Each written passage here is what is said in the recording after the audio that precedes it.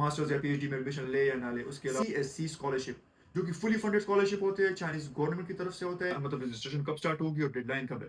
Registration जनवरी की first week में आप अप्लाई कर सकते हैं। अगर आप भी मास्टर्स या पीएचडी में चाइना में एडमिशन के लिए ख्वाहिशमंद है तो अस्सलाम वालेकुम, दिस इज डॉक्टर अजलान और मैं चाइना में चोंगचिंग मेडिकल यूनिवर्सिटी में मास्टर इन पब्लिक हेल्थ का स्टूडेंट हूँ। मीन्स एमपीएच में मैं यहाँ पे पढ़ रहा हूँ। आज मैं कुछ इंपॉर्टेंट टॉपिक्स पे बात करना चाह रहा हूँ क्योंकि बहुत सारे मेरे दोस्त मुझसे चाइना में मास्टर्स और पीएचडी के हवाले से पूछते रहते हैं, मुझे कॉल्स करते हैं, मुझे मैसेज करते हैं कि चाइना में हम मास्टर्स या पीएचडी में एडमिशन ले या ना ले। उसके अलावा डेडलाइन कब है, स्कॉलरशिप में मिल सकती है। तो आज मैं तफसील से इस वीडियो में आपको बताऊंगा कि मतलब आप चाइना क्यों चूज करें, आपको स्कॉलरशिप कौन सी मिल सकती है, डेडलाइन कब है और रजिस्ट्रेशन कब स्टार्ट होंगे। आप खुद अप्लाई कर सकते हैं, आप किसी एजेंट के थ्रू अप्लाई कर सकते हैं। तो ये सारी चीज़ें मैं आपको डिटेल में बताना चाह रहा हूँ। तो अगर आप भी मास्टर्स या पीएचडी में चाइना में एडमिशन के लिए ख्वाहिशमंद है तो आप ये वीडियो तफसील से देखें।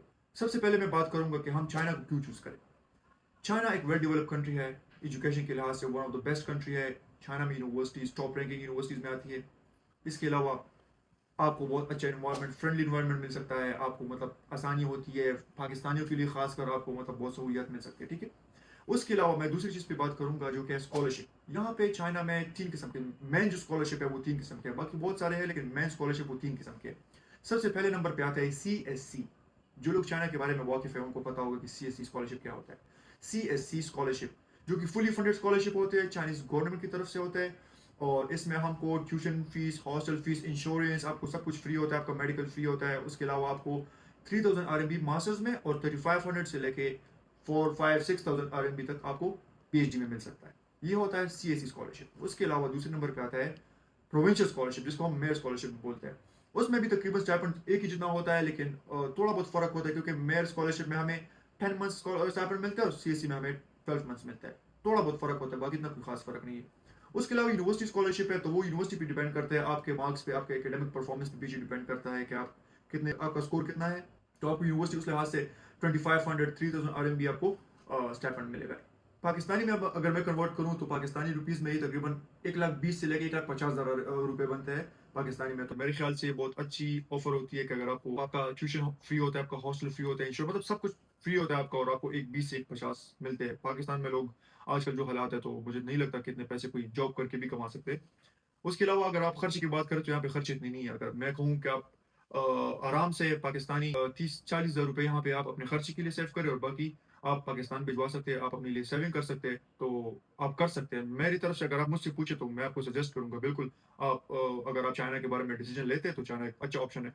उसके बाद हम आते हैं एलिजिबिलिटी पर और डेडलाइन पे। खासकर मुझसे मेरे दोस्त डेडलाइन के बारे में ज्यादातर पूछते हैं कि मतलब आप मुझे ये बताएं कि डेडलाइन मतलब रजिस्ट्रेशन कब स्टार्ट होगी और डेडलाइन कब है।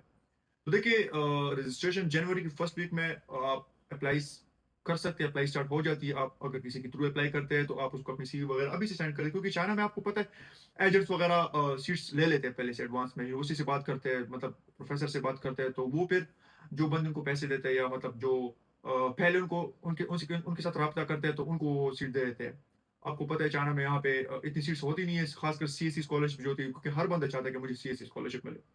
तो उसके लिए आप अभी से अपनी सीवी प्रिपेयर करें। सीवी आप सेंड कर दें, जिस बंदी के थ्रू आप अप्लाई करते हैं उसको आप सेंड कर दें।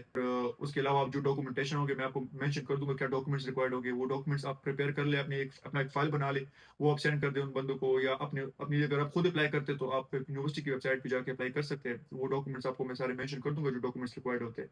ठीक है, सीएससी वगैरह के लिए आप अप्लाई कर सकते हैं। तो ये एलिजिबिलिटी का ये है कि आप अगर मास्टर्स के लिए अप्लाई करते हैं तो आपके बेसिक डिग्री और अच्छा खासा एकेडमिक बैकग्राउंड होना चाहिए।